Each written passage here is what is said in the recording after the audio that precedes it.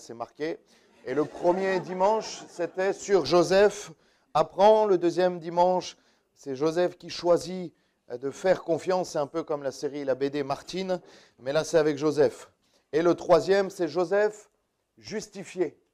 Joseph relevé, Joseph qui est justifié par le Seigneur, et on remet un peu dans le contexte le Joseph qui, dans son adolescence, dans sa jeunesse, avant ses 20 ans, aux alentours de sa vingtaine et avant, a été le préféré de son père, et après a été vendu par ses frères, lui qui a laissé sa tunique, qui a été esclave en Égypte, vendu à Potiphar comme intendant dans sa maison. Après, on se connaît l'histoire avec la femme de Potiphar, il a fini dans les prisons égyptiennes où Dieu lui a fait grâce également et où il a été relevé. Et là, on va voir qu'il va être complètement justifié et que les promesses de Dieu vont s'accomplir pour sa vie. Alléluia. Tout le temps, le Seigneur doit être la priorité dans ta vie, et le Seigneur a été la priorité dans la vie de Joseph. Premièrement, que je voulais voir avec vous, le premier thème que je voulais voir avec vous, c'est garder Dieu en premier. Ça rejoint également un peu les dons spirituels. Les 3 dons qui ont été apportés étaient peut-être pour là ou les mêmes personnes, mais nous voulons que Dieu reste en premier dans nos vies. Dans l'épreuve, dans la bénédiction, peu importe, nous devons garder le Seigneur en premier dans nos vies. Et peut-être que Joseph avait certains défauts, notamment dans son adolescence, mais Joseph a toujours gardé le Seigneur, Dieu en premier dans sa vie.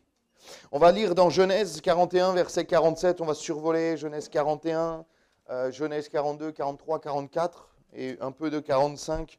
On va le lire à la fin de ce livre merveilleux qu'est la Genèse.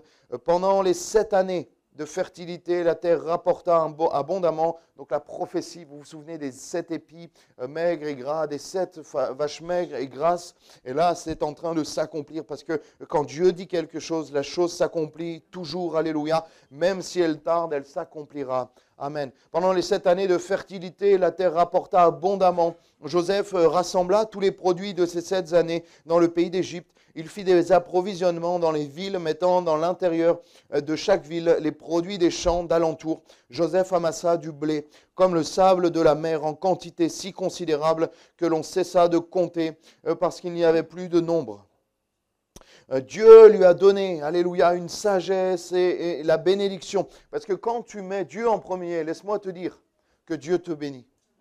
Je ne prêche pas la prospérité, je suis contre toutes ces choses. Disons qu'un chrétien est forcément riche, forcément dans l'opulence. Ce n'est bibliquement pas tenable quand on tient même on regarde les disciples, l'apôtre Paul et l'apôtre Pierre. Mais je crois que quand on met Dieu en premier, Dieu nous bénit et Dieu donne ce dont nous avons besoin. Alléluia. Et là, on voit que Jésus est restauré. Que Joseph, est restauré. Après 30 années quand même. Il arrive à l'âge de 30 ans. Qui a 30 ans ici? Moi. Tu as 30 ans, Déborah? Pascal, j'ai du mal à croire. Il m'a donné l'âge hors taxe. Hein. Mais on voit que Joseph, là, est en train d'être relevé, est en train d'être justifié. Mais on oublie le passage d'avant. On oublie les 2 dernières prédications où il aurait pu râler. Quand il était au fond du puits. Il aurait pu râler quand il était dans la maison de Potiphar, injustement brimé, injustement exclu de la maison de Potiphar. Il aurait pu râler dans la prison quand il était dans la cellule. Mais Joseph n'a jamais levé le poing contre Dieu. Joseph n'a jamais dit « Pourquoi Seigneur, si c'est comme ça, j'arrête de croire en toi ?» Et on est combien à avoir fait ce genre de chantage à Dieu? On est combien à avoir dit, et je me mets dedans, à avoir dit, non mais si c'est comme ça, moi je ne viens plus à l'église. Si c'est comme ça, Dieu, si tu ne fais pas ça, pourquoi tu as repris mon papa, ma maman, mon grand-père, ma grand-mère? Si c'est comme ça, je ne viens plus à l'église, je ne lis plus la Bible, j'arrête de prier. On a été combien à faire cela? Laisse-moi te dire que Dieu n'a pas besoin de toi. Laisse-moi te dire que quand tu fais ça, tu es le seul à être puni. Dieu n'est pas puni. Dieu n'a pas besoin de toi. Dieu est autosuffisant. Quand Dieu dit, mais moi je vous veux dans mon ciel de gloire, Dieu n'est pas triste tout seul. Il n'a pas un manque quand on n'est pas là. Bien sûr, il y a cette tristesse, mais Dieu est autosuffisant. Le premier que tu punis quand tu fais ça, c'est toi-même. Parce que tu passes à côté de ce que Dieu veut et de la bénédiction de Dieu. Laisse-moi te dire de la part de Dieu, d'arrêter ton chantage avec Dieu si tu ne fais pas ça. Dieu, et je le dis vraiment, et je pèse mes mots, ne nous doit strictement rien. Dieu ne nous doit strictement rien. Et des fois, on est comme ça. On se dit, mais Dieu, tu dois me donner ça. Ou je prie. Et même dans notre tête, on a, même si on ne le dit pas clairement, on a des fois les choses qu'on a fait pour Dieu. Peut-être même l'argent qu'on a donné. Le ménage qu'on a fait, et certains ont fait du gros ménage hier. Ne confondons pas les œuvres et la foi. Dieu ne te doit et ne me doit strictement rien. Tout ce qu'il nous donne, c'est pure grâce. Une grâce, c'est quoi? C'est un cadeau immérité. C'est Dieu qui nous donne quelque chose alors qu'on n'a strictement rien fait. C'est comme les cadeaux d'anniversaire. À part survivre, on n'a rien fait pour mériter un cadeau d'anniversaire. Et on a quand même des cadeaux d'anniversaire. C'est une grâce. Et tout ce que Dieu te donne, et toutes les bénédictions que Dieu veut te donner sont pure grâce. Ce n'est pas lié à ce que tu fais ou ce que tu ne fais pas. Ce ne sont pas liés à ton service, à ton offrande, à toutes ces choses. Ce n'est que pure grâce, alléluia. Ce n'est que pure bénédiction. Il aurait pu râler dans le puits chez Monsieur Potiphar, dans la prison. Pourquoi Seigneur, si c'est comme ça, j'arrête. C'est comme ça, je ne viens plus à l'église. Je passe par la maladie, mais Seigneur, je ne viens plus à l'église. Si je dois avoir ce cancer, si je dois avoir la maladie, laisse-moi te dire que tu dois grandir spirituellement si tu penses encore ces choses. Que tu es comme les Corinthiens, comme au lait spirituel, et tu es un enfant spirituel. Et si tu penses encore ces choses, tu dois aimer Dieu, tu dois le mettre en premier. J'ai longtemps été un enfant, un bébé spirituel, parce que je ne comprenais pas ces choses. Je croyais que Dieu me devait des choses. Je croyais que Dieu me devait des choses. Et je réalise encore que Dieu ne me doit strictement rien. Alléluia. La Bible nous dit, et Paul nous dit, l'apôtre Paul, j'ai appris à être content dans l'abondance et dans la disette, à me satisfaire de peu ou de beaucoup. Dieu ne nous doit strictement rien. Le chantage avec Dieu ne marche pas. Et pire, il nous dessert, nous, plutôt que Dieu. Tu as plus besoin de Dieu qu'il n'a besoin de toi. Tu as plus besoin de Dieu qu'il n'a besoin de toi. Et on continue dans ce texte, Genèse 41, verset 50. Avant les années de famine, il naquit à Joseph 2 fils, que lui enfanta Asnath, fille de Potiphéar, prêtre d'On. Joseph donna au premier-né le nom de Manassé. Car, dit-il, Dieu m'a fait oublier toutes mes peines et toute la maison de mon père. Il a donné au second le nom d'Éphraïm, qui veut dire, car dit-il, Dieu m'a rendu fécond dans le pays de mon affliction. On voit que Joseph n'a pas délaissé le Seigneur de A à Z. Quand il a été élevé, les noms à cette époque-là étaient très symboliques. Il y avait une importance particulière. Et il y a des peuples qui l'ont gardé, comme les Maghrébins, les musulmans, ne vont pas donner un nom qui n'est pas dans le Coran, qui n'est pas dans l'islam, parce qu'il y a une connotation pure. Et ça se faisait beaucoup aussi en France avant. Il y avait une connotation même catholique, biblique. Tous les noms du calendrier étaient des noms bibliques. Et il y avait une importance dans les noms qu'on donnait. Et là, on voit qu'à ce moment-là, Joseph est déjà justifié. Joseph est déjà numéro 2 du pays d'Égypte. Il aurait pu donner un nom égyptien à ses enfants. Et il va donner un nom hébreu, un nom, j'ai envie de dire, biblique, même si la Bible n'était pas à ce moment-là. C'était plus vraiment les textes bibliques qui n'étaient pas encore écrits comme ils le sont aujourd'hui. Mais il a donné des noms hébreux à ses enfants, qui veut dire le premier, Manassé, qui veut dire oublié, oublieux de sa peine. Ça veut dire que Dieu l'a restauré. Et il reconnaît dans le nom qu'il donne à son fils que Dieu lui a fait grâce. Il a oublié toutes les peines parce que Dieu lui avait fait grâce. Le deuxième nom veut dire doublement fécond. Éphraïm veut dire doublement béni. Et il reconnaît que Dieu l'a béni. Alléluia. Il a oublié toutes les épreuves que Dieu lui avait faites. Et il se souvient de la bénédiction que Dieu lui a donnée. Qu'est-ce que tu retiens de Dieu? Est-ce que tu retiens juste les épreuves par lesquelles il t'a fait passer? Ou est-ce que tu retiens toutes les bénédictions qu'il t'a données? J'aime ce chant qui est vieux comme Mathusalem, qui dit « Compte les bienfaits de Dieu, mets-les tous devant tes yeux et tu verras, en l'adorant, combien le nombre en est grand. » Souviens-toi des bénédictions que Dieu t'a fait. J'ai envie de dire même, souviens-toi et crois que Dieu t'a béni dans des situations où tu ne le sais même pas. Souviens-toi des bénédictions. Et on voit que Joseph n'a pas délaissé le Seigneur quand il a été élevé. Il a donné des noms hébreux à ses enfants pour dire que sa peine avait été oubliée et qu'il avait été doublement béni. Alléluia. Combien dans nos églises, viennent quand ils ont quelque chose à demander, dans une épreuve parce qu'ils ont besoin de la grâce de Dieu, quand ils ont un problème de santé, un problème financier, matériel, qui n'ont plus de travail ou un problème de couple, de famille, et viennent à l'église et disent « Pasteur, prie pour moi ». On prie pour eux parce qu'on prie pour les gens et on aime prier pour les gens. Et quand Dieu a béni, parce que Dieu bénit souvent, ces personnes repartent. Et encore pire, qu'elles repartent de l'église, elles abandonnent le Seigneur. Soyons pas des enfants ingrats. Il n'y a rien de pire, je crois, que des enfants ingrats qui ne reconnaissent pas ce que leur Père a fait. Et Dieu ne veut pas des enfants ingrats, il ne veut pas des enfants qui oublient les bénédictions. J'ai envie de dire, oublie les épreuves, mais souviens-toi des bénédictions de Dieu. Et ne sois pas un enfant, ne sois pas un fils, ne sois pas une fille ingrat devant Dieu. Je l'ai longtemps été, parce que Dieu me bénissait. Charles tout à l'heure priait et remerciait Dieu pour sa fidélité. Remercie Dieu pour sa fidélité dans ta vie. Remercie Dieu pour chaque chose que le Seigneur te dit. Je me répète souvent avec ça, et peut-être un peu pénible, mais ce n'est pas grave. Remercie-le quand tu rentres du travail pour ton travail, pour la voiture que tu as utilisée. Remercie-le pour le frigo que tu ouvres et pour la nourriture que tu as devant. Je vous assure, des fois, je le fais moi en ce moment, je remarque, mais je sors de chez Lidl avec 2 gros sacs, mon petit caddie. Je remercie le Seigneur. Je remercie le Seigneur pour ce qu'il m'a donné. Remercie le Seigneur pour ton appartement où tu peux fermer, être en sécurité. Remercie le Seigneur pour... Des fois, je suis émerveillé devant une lumière, un extincteur, un interrupteur. Je me dis, Seigneur, j'ai la lumière quand je veux. Mais c'est une grâce. Mais on est devenus des enfants gâtés, pourris gâtés. Et on ne réalise plus que toutes ces choses sont des grâces de notre vie. On se souvient que, vous savez, on se souvient qu'on était en bonne santé quand on a un problème de santé. Moi, avec mon genou, là, je me dis, c'était bien quand j'avais pas de problème de genou. Et des fois, je l'oublie et hop, et mon genou me rappelle qu'il est un peu faible. Remercions Dieu pour tout. J'ai envie de dire n'importe quoi. Remercions Dieu. Soyons vraiment une grâce. Moi, des fois, j'allume l'eau sous la douche. Je suis émerveillé. Je dis, Seigneur, j'ai de l'eau chaude. Je règle au degré près la douche que je veux. Vous imaginez? Bon, la facture sera un peu élevée, mais si je veux, je reste 1 heure. Vous voyez ce que je veux dire? C'est une grâce de la part de Dieu.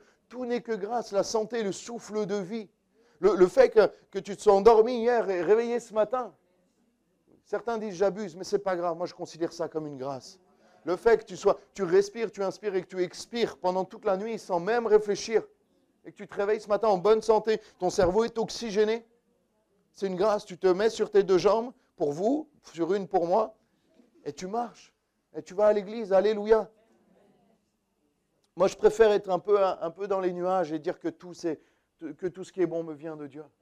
Tout ce qui est bon, c'est une grâce de Dieu. Dieu me doit strictement rien. Mais il m'a donné toutes ces choses, alléluia. Il m'a donné un appartement, un toit, des vêtements, de la nourriture. Et je veux le bénir pour cela, alléluia.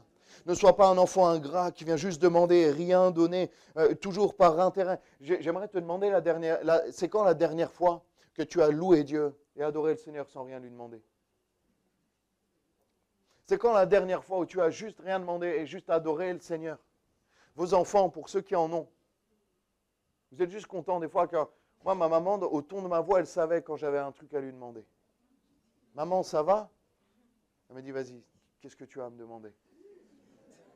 Et à la fin, je me disais, mais comment elle sait? Mais il y a une différence quand tu es parent et que ton enfant vient par intérêt et quand ton enfant vient juste dans tes bras, juste parce qu'il te dit, je t'aime. Et Dieu, c'est exactement pareil. Bien sûr, mais Dieu aime bénir. Plus que les parents, il aime bénir. Il ne s'ennuie pas, il ne se lasse pas de nous bénir. Et la Bible nous dit justement, même dans la prière, d'être des enfants capricieux. Vous voyez ce que je veux dire? Il y a une parole qui dit, il faut demander, demander, demander tout le temps pour des sujets de prière, pour que Dieu bénisse, pour que Dieu agisse, pour que Dieu bénisse un tel ou une telle. Mais à un moment donné, nous devons aussi nous approcher de Dieu de manière complètement désintéressée. Non pas pour ce qu'il nous donne, mais pour qui il est. Et je le dis, et ça revient assez souvent dans mon cœur en ce moment, nous devons aussi bénir Dieu pour qui il est, le louer et l'adorer, non pas pour ce qu'il nous donne. Parce que combien d'entre nous seraient ici ce matin si Dieu enlevait tous les biens matériels? Combien d'entre nous seraient ici à louer Dieu? Ça sortirait peut-être moins facilement. On serait peut-être moins assidus à l'église. On arriverait peut-être on aurait plus de mal à lire la Bible Si Dieu nous enlevait le matériel, si Dieu nous enlevait toutes ces choses qui sont des bénédictions, mais qui doivent venir après, celui qui donne les bénédictions. Et souvent, on est plus attaché à Dieu qui donne les bénédictions plutôt qu'à Dieu qui est Dieu. Est-ce que vous comprenez ce que je veux dire ce matin? Vous êtes avec moi? Alléluia. Seigneur veut également faire un travail dans ton cœur. Comme il l'a dit, comme il a nommé son fils Manassé, qui veut dire oublieux des épreuves, oublieux des choses compliquées que Joseph avait vécues. Et Dieu veut être aussi le Dieu Manassé dans ta vie, le Dieu qui te fait oublier tes épreuves, le Dieu qui te fait oublier ton passé, et le Dieu qui te restaure. Le Dieu qui dit, mais voici, toutes choses sont passées, toutes choses sont devenues nouvelles. Alléluia, les choses anciennes sont passées. Est-ce que tu le crois? Est-ce que tu le crois vraiment de tout ton cœur? Mais il faut prendre cette victoire. Il y en a, ils sont encore dans leur passé. Il y en a, ils sont encore dans leur péché, dans leurs choses comme ça, mais ils le sont. Ils ont été libérés, mais dans leurs pensées, ils y sont encore. Ils sont encore esclaves. Ils sont encore au fond du puits, comme Joseph. Ils sont encore au fond de la cellule d'Égypte. Et le Seigneur t'a libéré, mais tu dois prendre cette victoire dans tes pensées déjà, réaliser que tu es enfant de Dieu et que les choses anciennes sont passées, d'où leur nom, les choses anciennes. Réalise que Dieu veut faire toutes choses nouvelles dans ta vie. Et ne pas confondre bénédiction et malédiction, et je pèse mes mots. Parce que si tout ce qui est bon nous vient de Dieu, et je le crois et je le répète, certaines choses sont des pièges. Combien j'ai vu de personnes, de frères, de sœurs, des fois même sitôt le baptême arrivé, venir me voir, et moi je le voyais gros comme une maison, c'était visible, mais quand quelqu'un ne veut pas voir les choses, il ne les voit pas. Dire, pasteur, j'ai été béni, j'ai eu une augmentation, j'ai un nouveau poste. J'ai doublé mon salaire, je vais être béni, c'est bien, c'est bien, c'est bien. Puis à la fin, il te glisse en chuchotant, par contre, je ne pourrai plus venir aux réunions. Ah, ce n'est pas une bénédiction, ça c'est une malédiction, ça. Si le Seigneur, c'est pas le Seigneur qui t'envoie une bénédiction matérielle pour que spirituellement tu régresses. Hein? Ça c'est l'évangile de prospérité, et moi je ne suis pas du tout là-dedans, et Dieu ne l'est pas non plus. Vous voyez ce que je veux dire? Dieu ne t'enverra pas des choses. Et moi, je suis des fois surpris, même des frères et des sœurs qui déménagent, que Dieu conduise, il n'y a pas de souci, vous allez où vous voulez, mais qui ne se soucient pas d'avoir une église là où ils vont. Excusez-moi, l'église est aussi, voire plus importante que le travail. Des fois, on déménage pour un travail, mais on ne se soucie pas de savoir. Et il y a des gens, j'ai vu des gens, des piliers dans l'église, déménager dans des endroits ruraux, un peu éloignés de tout, et ne pas regarder. Et ils n'avaient pas d'église à moins de 45, 1 heure de route. Et je me suis dit, mais comment font-ils? C'est sûr, ils avaient une belle maison, Dieu les a bénis, je ne sais même pas, parce qu'on ne peut pas avoir cette vie spirituelle sans une église locale ferme, sans une assiduité à l'église locale. Je ne parle pas de celle-là, allez où vous voulez, ce n'est pas grave, mais enracinez-vous dans une église où vous pouvez prier pour les frères et sœurs, où les frères et sœurs vous connaissent, et vous connaissez les frères et sœurs. Comment voulez-vous que les frères et sœurs prient pour vous si vous ne connaissez pas? Comment veux-tu prier pour ton frère, ta sœur, si tu ne connais pas ton frère, ta sœur? Si pendant les ACAP, tu ne restes pas, tu ne connais pas ton frère, ta sœur? Si pendant les réunions de prière, parce que le dimanche, on n'a des fois pas le temps, mais en semaine, tu viens et tu ne connais pas ton frère, ta sœur, comment vas-tu prier pour ces problèmes si tu ne connais pas ces problèmes? Comment veux-tu avoir un suivi, même pastoral, des conseils pastoraux, si tu n'as pas cette fréquence dans ton église locale? Nous avons besoin de nous enraciner dans peu importe l'église, du moment qu'elle est biblique, où la présence de Dieu est palpable et où on est équilibré. C'est ça. Après, peu importe, il faut qu'elle soit doctrinalement stable et que tu ressentes la présence de Dieu. Alléluia. Je pars dans tous les sens. Ça va, vous êtes toujours là? Combien se sont éloignés de Dieu à cause d'un bon travail, d'une promotion, même d'un mariage, d'un enfant, même d'une maison? C'est particulier. Moi, je me suis souvent dit, mais on n'a jamais le temps. Les chrétiens, ils n'ont jamais le temps. Ils n'ont jamais le temps pour tout. Les jeunes étudient. Après, ils sont fiancés, ils profitent. Ils sont dans les fiançailles, ils profitent parce qu'il y a le mariage. Après, ils voyagent. Après, il y a les enfants, ils n'ont plus le temps parce qu'il y a les enfants. Après, les enfants grandissent, donc ils ont toujours encore moins de temps. Et après, les enfants partent, donc là, ils en profitent, c'est la retraite, donc ils ont encore moins de temps. On n'a jamais de temps. On demande du temps, des fois, aux gens de venir Bon, ça va, on était 25-30 hier. Mais il y a des gens, ils ont jamais de temps. pour les choses qui sont quand même des priorités dans la vie d'un chrétien. Dégage du temps pour le Seigneur. S'il est en premier dans ta vie, tu dois avoir du temps. Je préparerai, vous savez que je n'ai pas encore prêché dessus, et je n'aime pas forcément prêcher dessus régulièrement, mais aussi la dîme, c'est la dîme de notre temps. Le dimanche, c'est ça. Hein. La dîme, c'est la dîme de notre temps. C'est 10% de notre temps qu'on consacre. C'est ça le dimanche. C'est un jour pour le Seigneur. C'est un jour pour Dieu. Alléluia. Ne fais pas de la bénédiction ton Dieu. Mais réalise que le Dieu des bénédictions, c'est lui qui doit être ton Dieu, avant même les bénédictions qu'il te donne. Malgré son jeune âge, on revient à Joseph, de 30 ans. Il avait une maturité spirituelle. Et l'âge n'est pas souvent un critère pour la maturité spirituelle. Des fois, je suis surpris de la maturité ou de l'immaturité de certains jeunes, mais de la maturité de certains jeunes spirituellement qui ont compris beaucoup de choses. Et je suis des fois surpris, vous savez que je tape souvent sur les jeunes, mais là je vais vous gratiner un peu les personnes un peu qui ont plus d'expérience, mais je suis surpris du manque de sagesse et d'équilibre de certains qui ont pourtant des années de conversion et qui des fois sortent des choses et je me dis mais au bout de 50 ans, tu n'as pas compris toujours ça, l'humilité. Tu n'as pas encore compris qu'il faut marcher avec le Seigneur de tout ton cœur. Et c'est pareil pour les jeunes. N'attends pas d'être vieux pour être sage. Amen. Vous pouvez attraper un jeune et lui dire, n'attends pas d'être vieux pour être sage. Alors jeune, voilà, je vous laisse définir ce qui est jeune. Tu peux être jeune. On voit Joseph.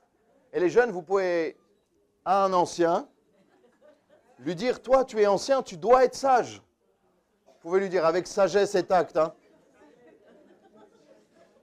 Dis-lui, tu dois être un modèle pour moi dans l'église. Parce que là, on revient à Joseph. Il a 30 ans. Joseph a 30 ans.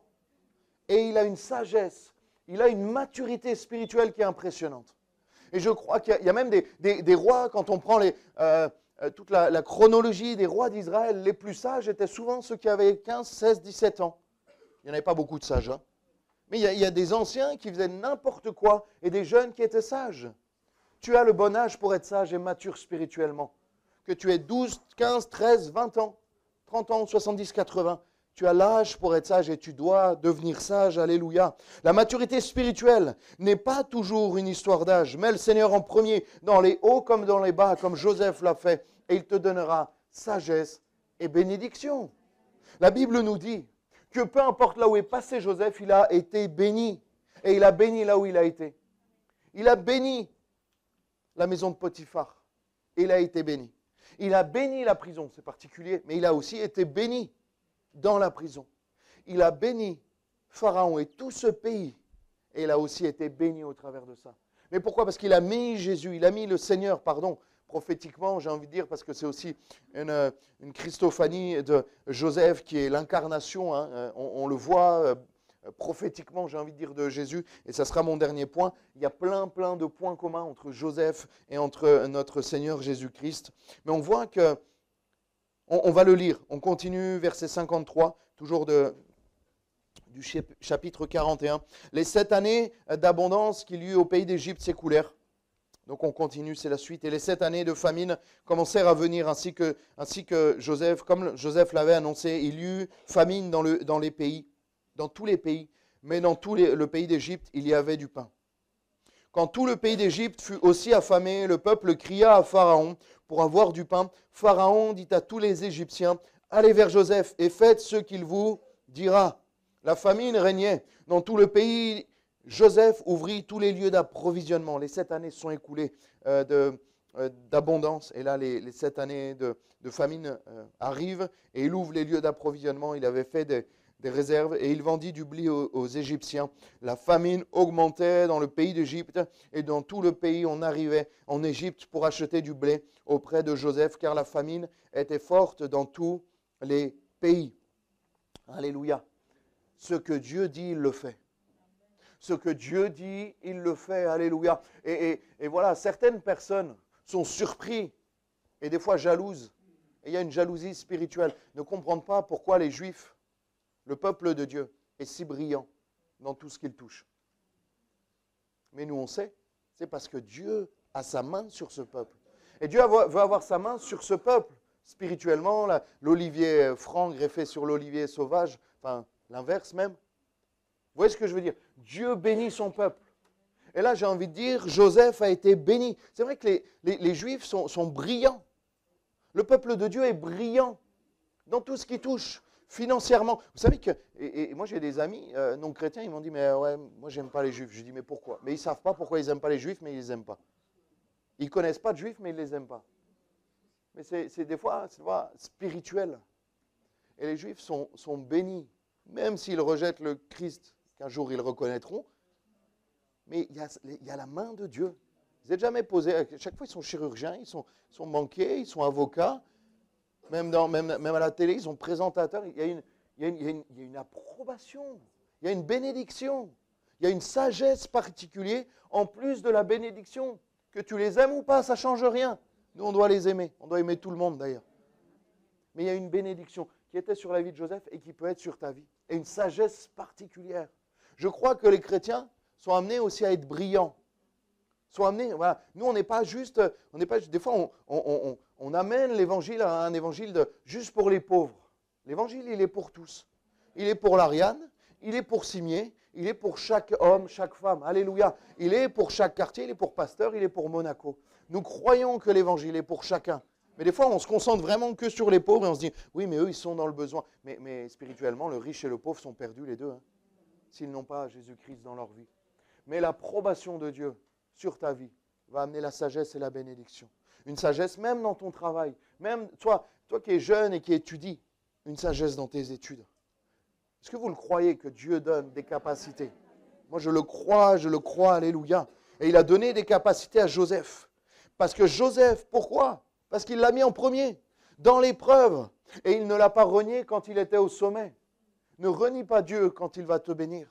Ne renie pas Dieu. Et des fois, certains, j'ai prié pour des personnes, des enfants de Dieu qui avaient des entreprises et qui étaient plus ou moins bénis dans les affaires. Et ils m'ont dit, mais prie pour moi, pour la force que Dieu te bénisse. Et j'ai prié, mais ils ont été surpris de la prière que j'ai faite. J'ai dit, bénis-les.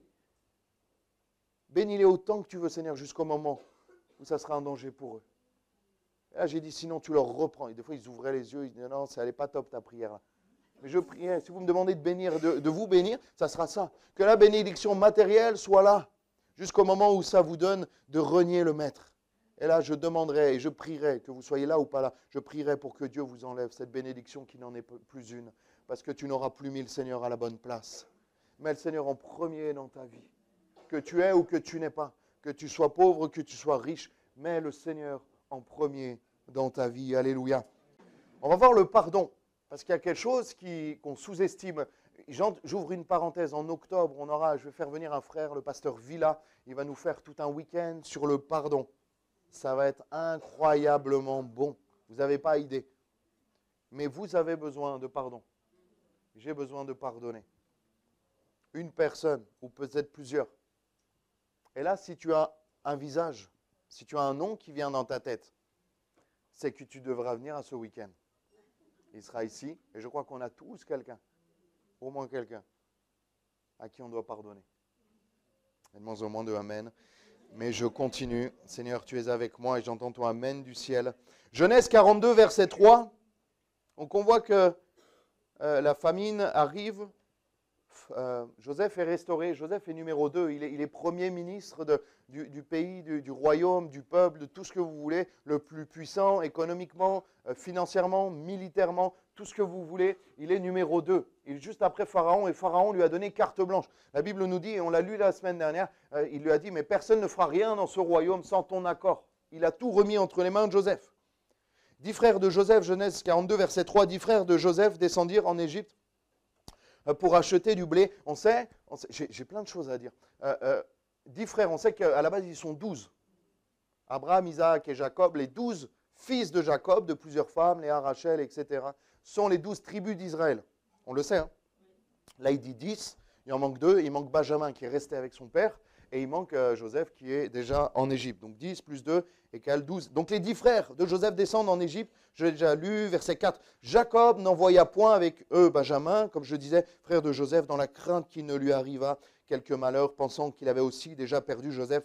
Les fils d'Israël donc d'Isaac, vinrent pour acheter du blé au milieu de ceux qui venaient aussi, car la famine était dans le pays de Canaan. Là, les 10 frères de Joseph, ils viennent en Égypte parce que la famine les touche. Ils ont faim, ils n'ont plus rien. Parce qu'eux, ils n'avaient pas eu la prophétie des 7 années de vache grasse. Ils se sont dit, top, il y a de la bénédiction. Et ils ont mangé plus que de raison, parce qu'ils n'ont pas fait de réserve, parce qu'ils pensaient que ça allait durer. Verset 6, Joseph commandait dans le pays. C'est lui qui vendait du blé à tout le peuple du pays. Les frères de Joseph vinrent et se prosternèrent devant lui, face contre terre. Ça vous rappelle rien, ça? Les songes les songes que Joseph a fait quand il avait 17 ans. Joseph vit, il a le double, il a 30 ans là. Joseph vit ses frères et les reconnut, mais il feignit d'être un étranger pour eux. Il a fait style qu'il ne les connaissait pas. Il leur parla durement et leur dit, d'où venez-vous? Ils leur répondirent, du pays de Canaan pour acheter des vivres. Joseph reconnut ses frères, mais eux ne le reconnurent pas. Amen. Encore une chose que Dieu avait dit et qui s'accomplit, ça va être une continuité là de choses que Dieu va accomplir dans la vie de Joseph. La Bible nous dit, et Dieu nous fait des promesses, alléluia, et elle dit, on l'a lu la semaine dernière, si la promesse tarde, attends-la. Dieu n'est pas pressé. Nous sommes pressés, je suis horriblement pressé et impatient, personnellement, mais Dieu n'est pas pressé. Dieu n'est pas pressé, mais il accomplit tout ce qu'il dit. Amen. Et là, Joseph, il a un choix. On remet un peu dans le contexte, on sort de l'Ariane, on revient des milliers d'années en arrière en Égypte. Joseph est l'équivalent de Pharaon, et juste en dessous de Pharaon, il est là sur à mon avis, un trône, il est là dans l'un des plus beaux palais d'Égypte à l'époque, et il y a ses frères qui sont là, qui vont lui demander de l'aide et à manger. Mais ses frères, la dernière fois qu'il les a vus, ils l'ont mis dans un puits en fait. Ils l'ont balancé dans un puits qui pouvait faire jusqu'à plusieurs dizaines de mètres. Ça se trouve, il s'est fait mal. Et il y a eu cet abandon. Ils l'ont jeté, ils l'ont enlevé, sa tenue. Ils l'ont mis en sous-vêtement là-bas, en slip, dans le puits. C'était la dernière image qu'il a de ses frères. Et là, il les voit arriver. Lui que Dieu a élevé, que va-t-il faire? Je ne sais pas si j'aurais réagi comme lui. Honnêtement, hein. Parce que là, la chair, elle te dit, tue-les, trouve un puits, mets-les en slip dans le puits. On est imaginatif hein, quand il s'agit de faire le mal. Hein. Ça va vite. Hein. Il n'y a pas besoin de réfléchir, ça vient tout seul. Tu vois, tes frères, ils ont besoin de toi, puis ils faisaient ce qu'ils voulaient. Il avait de droit de vie ou de mort. Ce n'était même pas des Égyptiens, donc encore plus des Hébreux. Bah, c'était les plus bas pour les Égyptiens. La Bible nous dit qu'ils ne pouvaient pas manger ensemble, les Égyptiens et Hébreux, parce que c'était une abomination pour les Égyptiens. Il avait pouvoir de vie ou de mort. Il aurait pu les enfermer, il aurait pu les tuer, il aurait pu les torturer, il aurait pu faire tout ce qu'il voulait. Et là, il y a un choix. Et le Seigneur te laisse toujours le choix de pardonner ou pas. Tous ceux qui n'ont pas pardonné, qui disent pas Amen. Le Seigneur te laisse toujours le choix de pardonner ou de te venger. Tu as le choix. Et tu dois prendre la bonne décision. Et là, Joseph, et bien évidemment, le pardon est la bonne décision. Et on voit que Joseph, là, il a un choix. La vengeance ou le pardon.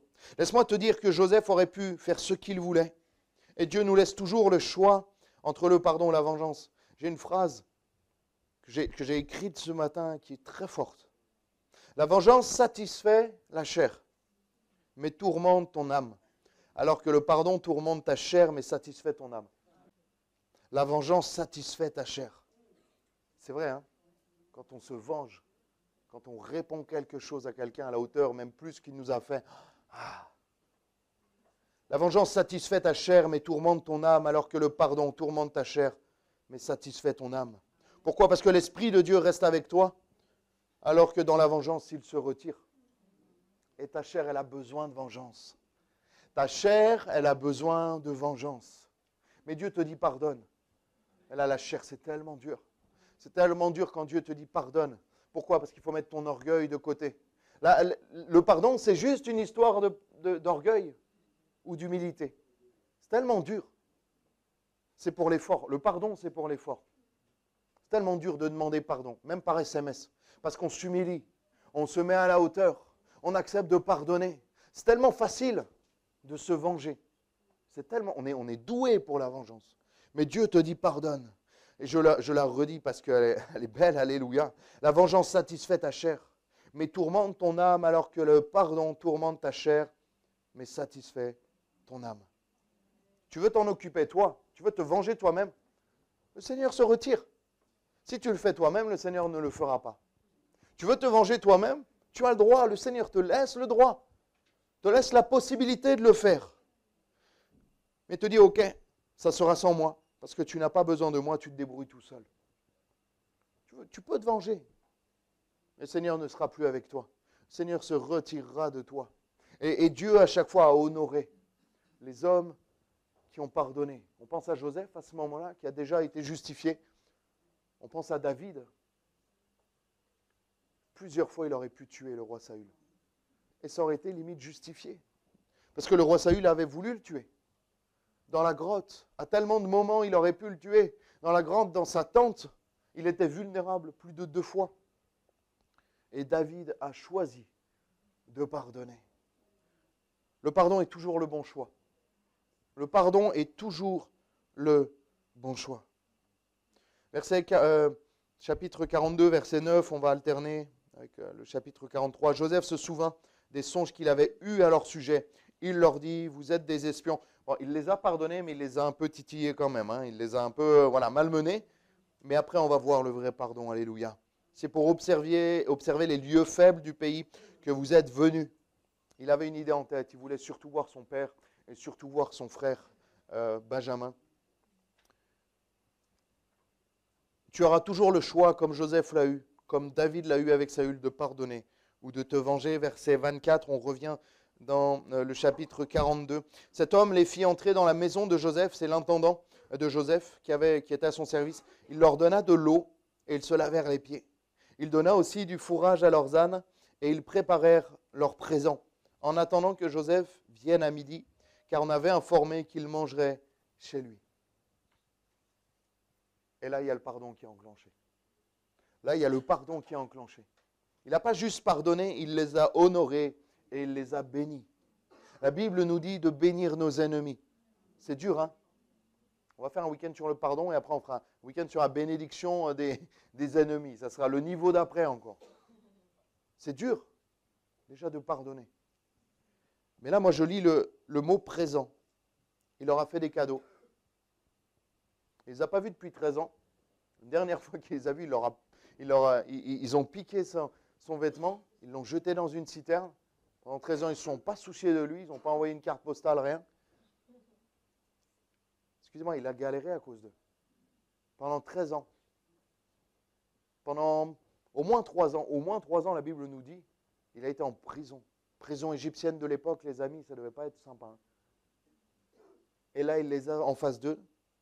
Il demande à ce qu'on lave leurs pieds. Parallèle avec Jésus, il y en a des dizaines. Qu'on donne à manger à leurs animaux, qu'on leur donne de l'eau, qu'on leur fasse des cadeaux et qu'ils attendent Joseph pour manger.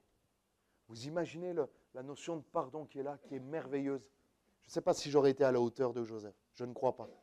Mais c'est ce que Dieu nous demande. Bref, Joseph choisit le pardon et même plus, il bénit ses ennemis. 43, verset 6, quand Joseph fut arrivé à la maison, ils lui offrirent le présent qu'ils avaient apporté. Ils font un cadeau à Joseph en échange parce qu'ils avaient peur. Bon, vous relirez le texte, c'est très intéressant. Et ils se prosternèrent en terre devant lui. Deuxième fois, deuxième songe également, il leur demanda comment ils se portaient. Et il dit, votre vieux père dont vous avez parlé, est-il en bonne santé? Il parle de son père. Vit-il encore? Ils répondirent, ton serviteur, notre père, est en bonne santé. Il vit encore. Et ils s'inclinèrent et se prosternèrent. Il veut savoir comment va son père. Verset 29, Joseph leva les yeux et jetant un regard sur Benjamin, son frère. Là c'est, je crois que je suis sur le chapitre d'après. Et fils de sa mère. Est-ce que là, ils ont ramené, il y a tout un épisode, je ne peux pas développer tout, mais ils sont allés chercher Benjamin, ils les ont gardés en rançon, entre guillemets, ils ont gardé en rançon quelques-uns, et ils sont allés chercher Benjamin, et Benjamin est de retour. Et là, c'est un texte qui est magnifique. Verset 29, Joseph leva les yeux, et jetant un regard sur Benjamin, son frère, fils de sa mère, il dit, est-ce là votre jeune frère dont vous m'avez parlé? Et il ajouta, Dieu te fasse miséricorde, mon fils. Ses entrailles étaient émues pour son frère. Et il avait besoin de pleurer. Il entra précipitamment dans une chambre et il pleura. Pourquoi Joseph fut ému comme ça pour son frère Benjamin alors qu'il ne l'était pas pour les autres? Parce que Benjamin, j'ai envie de dire, c'est son vrai frère. C'était le seul qui était, les deux, Benjamin et Joseph de Rachel. Donc ils avaient le même père et la même mère. Les 10 autres étaient des demi-frères. En réalité, ils avaient le même père mais pas la même mère. Et on voit que là, il va être ému de voir son frère. Après, des années après, il a dû grandir, il a dû changer. Et verset 31, après s'être lavé le visage, parce qu'il avait les yeux rouges de larmes, je pense, et il en sortit et faisait des efforts pour se contenir, parce qu'il était ému, il était rempli de tellement de sentiments qui s'entremêlaient. Ne croyez pas que ça a été simple pour Joseph à ce moment-là de pardonner. On servit à Joseph à part et ses frères à part. Les Égyptiens qui mangeaient avec lui furent aussi servis à part. Même Joseph, tellement, vu que ça restait un hébreu, il ne mangeait pas avec les Égyptiens. Et il ne mangeait pas avec ses frères parce qu'il était à moitié égyptien, à moitié hébreu. Donc il ne mangeait pas avec ses frères. Mais il va faire quelque chose de magnifique. Il ne pouvait pas manger avec les Hébreux parce que c'est à leurs yeux une abomination. C'est ce que je disais. Les frères de Joseph s'assirent en sa présence le premier-né. Et là, il va les faire venir avec lui selon son droit d'aînesse. Et le plus jeune selon son âge. Et ils se regardaient les uns les autres avec étonnement. Ils ne comprennent pas. Ils n'ont pas encore reconnu Joseph. Joseph leur fit porter des mets qui étaient devant lui. Il va donner la nourriture qui était réservée pour lui, pour les hauts responsables égyptiens, il va les donner à ses frères. Alléluia. Et Benjamin eut 5 fois plus que les autres. Ils burent et s'égayèrent avec lui. Ça devait être Charles qui l'a servi pour en avoir 5 fois plus que les autres. Et Joseph va donner sa nourriture à ses frères. Chapitre 44, verset 16. Judas répondit, que dirons-nous à mon Seigneur? Comment parlerons-nous? Comment nous justifierons-nous? Dieu a trouvé l'iniquité de tes serviteurs. On revient un peu. Nous voici l'esclave de mon Seigneur, nous et celui sur qui s'est trouvée la coupe. Et là, on voit à ce moment-là, si j'ai toutes les alarmes, ça va être compliqué. J'aimerais te dire que ce n'est pas à toi de changer tes ennemis, c'est à Dieu. Tu n'es pas responsable de ce que font les autres. Tu es responsable de toi, ce que tu fais. Joseph n'était pas responsable de la trahison de ses frères. Joseph n'était pas responsable de ce qu'ils ont fait. Et là on voit que Joseph ne va pas essayer de les changer en les condamnant, en les méprisant, en leur faisant ce qu'ils leur ont fait en fait. Nous, on aurait voulu leur apprendre les leçons comme ça. Mais Dieu te dit que ce n'est pas à toi de te faire justice. Dieu te dit que ce n'est pas à toi de changer le cœur de ton ennemi. Ce n'est pas à toi de lui apprendre. On n'est pas là pour apprendre. Nous, on a déjà du mal à apprendre. Donc, ce n'est pas à nous d'apprendre qui ne savons pas forcément tout à nos ennemis. Et là, on voit en fait ce texte du chapitre 44. Je n'ai pas le temps de tout lire. J'en lis déjà beaucoup. Mais on voit que là, ils sont prêts à rester prisonniers en Égypte pour leur frère Benjamin. Vous imaginez? Alors que c'était devenu un peu le préféré toujours d'Isaac. Hein, il ne l'a pas envoyé. Et vous imaginez que leur cœur a été changé. Le cœur de ces 10 frères a été changé. Parce que là où il y avait la jalousie au départ, il y a la protection à l'arrivée. Ils vont dire, non, pas Benjamin. Pas Benjamin, ça va faire trop de peine à notre père. Non, pas Benjamin. Ils n'ont eu aucun scrupule pour Joseph. Mais là, ils ont de la peine et de la compassion pour Benjamin. Et là, ils vont dire à tour de rôle, plusieurs, Ruben et d'autres, vont dire, non, mais moi, je vais rester en prison en Égypte. Je vais être la caution. Mais pas Benjamin. Pas Benjamin, pas mon frère. Vous voyez leur cœur qui est changé, alors qu'ils n'ont eu aucun scrupule à se séparer. À la limite, certains voulaient tuer Joseph. Si Ruben n'était pas intervenu, ils auraient tué Joseph. Et si Dieu ne l'avait pas voulu également. Et là, leur cœur va être changé, transformé. Là où ils vendaient et abandonnaient leurs frères, ils sont prêts à se faire prisonniers pour sauver leurs frères. Certains, 2 d'entre eux, au moins un d'entre eux va dire, mais va dire à Isaac, si Benjamin ne revient pas, tu prends mes fils, tu prends la vie de mes fils. Vous imaginez que leur cœur, là, à ce moment-là, a été changé. Et je crois que par le témoignage, tu vas changer le cœur de tes ennemis. Est-ce que tu le crois?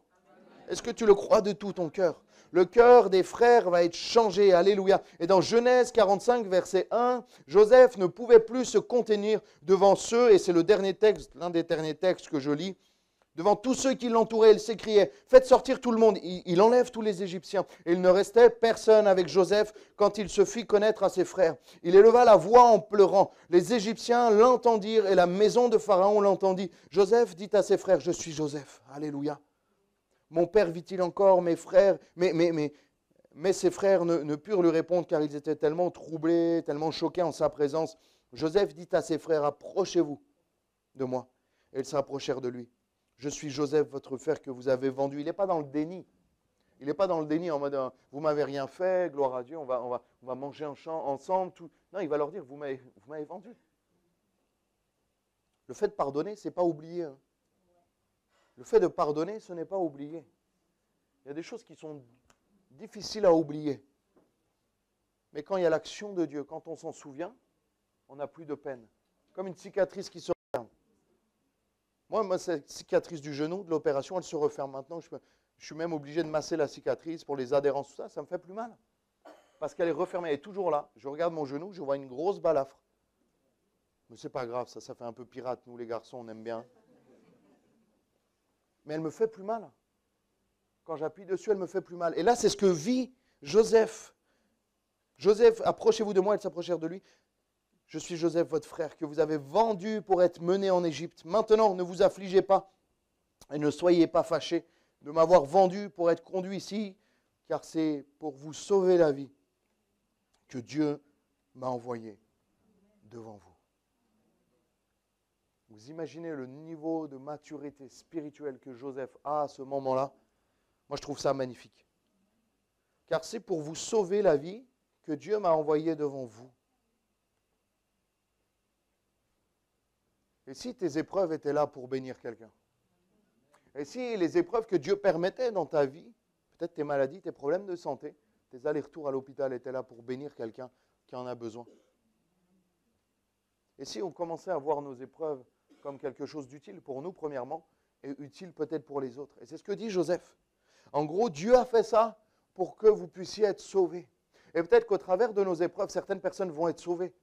Au travers de nos épreuves, combien ont déjà témoigné quand ils sont dans une chambre d'hôpital et qu'il y a une personne en face, et à part regarder des chiffres et des lettres, et toi tu es là, ok, et à un moment donné, et parler de Jésus. Je me souviens de Nathalie, bon, elle a dû partir, elle toussait beaucoup, elle a évangélisé à chaque fois. J'allais la visiter dans sa chambre, elle avait parlé du Seigneur à toutes les personnes qui étaient là. Des fois, elle changeait. Chaque jour, elle amenait une nouvelle personne, et à Nathalie, elle lui parlait du Seigneur. Et si tes épreuves étaient là pour le bien de quelqu'un? Je savais et je sais que Dieu change le mal en bien. D'une histoire qui avait mal commencé, il en a fait une source de bénédiction. C'est ce que je vous disais dans ma première prédication le vendredi après mon genou, que tout concourt au bien de ceux qui aiment Dieu. Mais vraiment tout. Mais des fois, c'est difficile de le comprendre. Je vous assure que Joseph avait du mal à dire que quand il était dans le puits et qu'il voyait la lumière en haut et les araignées, les rats morts ou vivants en bas dans le puits, il avait du mal à se dire que ce puits concourait à son bien. Je vous assure que quand il a eu l'épreuve avec Madame Potiphar, qu'il est arrivé en prison, il a eu du mal à se dire là en prison, je pense. Hein, cette prison égyptienne concourt à mon bien. Quand le panetier, les chansons l'ont oublié, il a eu du mal à se dire que toutes ces choses concouraient à son bien. Et pourtant, c'était le cas. Sois patient et laisse du temps au Seigneur aussi de te montrer que tout concourt à ton bien si tu es en lui, si tu es dans la sanctification, séparé du péché. Alléluia. Dieu change le mal en bien. Alléluia. Un homme vendu par ses frères, esclave, puis esclave en prison, devient une source de bénédiction pour tout un pays, pour tout un peuple et pour toute une région, au-delà même du pays, et pour tout un peuple sien qui va se développer, le peuple de Dieu, qui va rester environ 340 années en Égypte. Et ils vont être sauvés, sinon ils seraient morts de faim. La famille de Joseph, Jacob serait mort de faim avec ses enfants. Toute la famille de Joseph serait mort de faim. Et on le lit dans un dernier texte que je vais lire avec vous, Genèse 45. Pharaon dit à Joseph, dis à tes frères, faites ceci, chargez vos bêtes et partez pour le pays de Canaan. Prenez vos pères et vos familles, et venez auprès de moi. Je vous donnerai ce qu'il y a de meilleur au pays d'Égypte, et vous mangerez la graisse du pays. Tu as ordre de leur dire, faites ceci, prenez dans le pays d'Égypte des chars pour vos enfants et pour vos femmes, amenez votre père et venez, ne regrettez point ce que vous laisserez, car ce qu'il y a de meilleur dans tout le pays d'Égypte sera pour vous. Amen. D'une famine, de quelque chose de terrible, il va devenir un peuple nombreux, quelques-uns, rentrant, une poignée, rentrant dans l'Égypte à ce moment-là, vont devenir une bénédiction. J'ai la partie 3 que je n'ai pas de temps de faire, je vous propose de la faire vendredi prochain. On verra du coup Joseph qui est cette préfiguration de Christ, tellement de points communs entre Joseph et Jésus-Christ. Et on le verra pour vendredi soir, si ça vous va. Si ça ne vous va pas, c'est exactement pareil. Mais voilà, non, que Dieu soit béni. Merci Seigneur. On voit que Joseph nous donne plein d'enseignements par rapport à sa vie. On va finir par la prière et on va demander la grâce de Dieu. Seigneur, merci.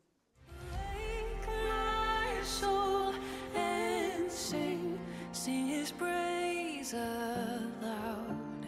Sing his praise aloud. Oh, awake my soul and sing his praise aloud.